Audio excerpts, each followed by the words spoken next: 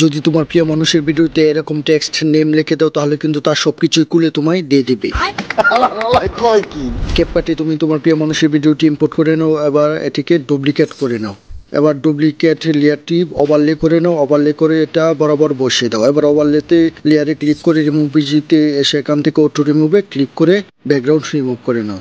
এবার হচ্ছে এখানে অ্যাড টেক্সটে ক্লিক করো, ক্লিক করে এখানে তুমি তোমার প্রিয় মানুষের নামটি লিখে দাও। লিখে দেওয়ার পর এটাকে আবার ডুপ্লিকেট করে নাও।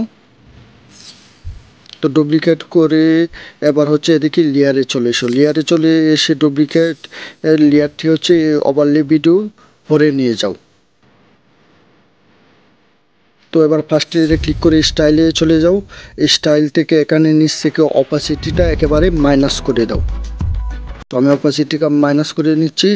এবার এখানে স্টক থেকে এটা স্টকটা 15-এর আশেপাশে লিখে দাও, তাহলে দেখবে তোমার ভিডিও রেডি হয়ে পড়েছে। তো এরকমই আরও টিউটোরিয়ালের জন্য অবশ্যই আমাকে ফলো দিয়ে রাখবে।